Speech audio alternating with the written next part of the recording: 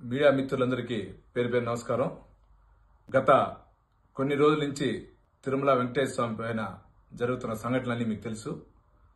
ఈరోజు పెద్ద ఆయన మానేసి నారా చంద్రబాబు నాయుడు గారు, అదేవిధంగా డిప్యూటీ సీఎం పవన్ కళ్యాణ్ గారు, అదేవిధంగా నారా లోకేష్ గారి నేతృత్వంలో ఈరోజు ఈ కల్తీ లడ్డు వ్యవహారం పైన కూడా సిట్ అధికారిని వేసి ఒక కమిటీ ద్వారా దర్యాప్తు చేయటం శుభపరిమాణం. ఎందుకంటే ఇదంతా చెప్తున్నా అంటే కలియుగ వెంకటేశ్వర స్వామి అంటే అందరికి పవిత్రమైంది.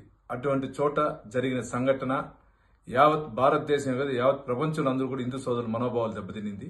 మాజీ ముఖ్యమంత్రి జగన్మోహన్ రెడ్డి 29వ తారీఖు వచ్చి తిరుమల వెంకటేశ్వర స్వామిని దర్శనం చేసుకుంటా ఉన్నారు. ఆయన చేసుకునే దాంట్లో ఎవరికి ఎటువంటి అభ్యంతరం లేదు. కానీ ఆయన సంబంధించినటువంటి మాజీ ఎమ్మెల్యేలు కానీ, మాజీ మంత్రులు కానీ అందరినీ, ప్రతి ఒక్కరిని కాళహస్తి నియోజకవర్గం నుంచి రేణుగుంటకు రమ్మని, చంద్రగిరి నియోజకవర్గం నుంచి దామినీటికి రమ్మని, తిరుపతి నియోజకవర్గం నుంచి అలిపికి రమ్మని ఒక 8 నుంచి 10,000 మందిని వైసీపీ కార్యకర్తల్ని, వైసీపీ ఏకర్తల ముసుగులో కొందరు గూండాలను కూడా రమ్మని తిరుమల వెంకటేశ్వర స్వామి సన్నిధిలో భక్తులు చేసుకున్నటువంటి దర్శనం దగ్గర కూడా ఏదో విధంగా చేసి డైవర్షన్ రాజకీయం చేయాలని ఉన్నారు. మీరు దర్శనానికి వస్తున్నారా, దేవుడిపై దాడికి వస్తున్నారా?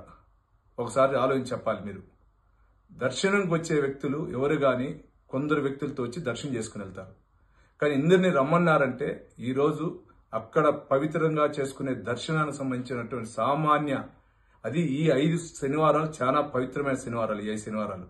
ఇటువంటి టైంలో రాష్ట్ర వ్యాప్తంగా కాకుండా సౌత్ ఇండియాలోను పక్కనున్న రాష్ట్రాలన్నింటి నుంచి కూడా భక్తులు వచ్చి దర్శనాలు చేసుకునే టైంలో మీరు ఈరోజు లా అండ్ ఆర్డర్ లేకుండా చేయాలని కానీ, అదేవిధంగా ఇక్కడ హిందూ భక్తుల యొక్క మనోభావం చేయాలని కానీ చేస్తే ఇది మంచి పద్ధతి కాదు.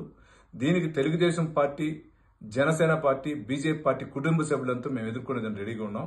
మీ ద్వారా ఒకటే తెలియజేసుకుంటున్నా, స్థానికంగా ఉన్నటువంటి అందరికి కూడా మనం దర్శనానికి వచ్చేదానికి జగన్మోహన్ రెడ్డి గారికి ఎటువంటి అభ్యంతరం ఉండదు మనకి. కానీ ఆ ముసుగులో వస్తున్న గూండాలను ఎదుర్కోవాలని మీ ద్వారా, మీడియా ద్వారా కూడా ప్రతి ఒక్క కుటుంబ సభ్యుడిని, ఈ తిరుపతి నియోజకవర్గం కానీ, పక్కనున్న చంద్రగిరి నియోజకవర్గం కానీ, పక్కనున్న కాళహస్తి నియోజకవర్గ పౌర ప్రజలందరికీ కూడా చేతులెత్తి నమస్కరిస్తూ విజ్ఞప్తి చేస్తున్నాను. మీ పులివర్తి నాని, చంద్రగిరి ఎమ్మెల్యే.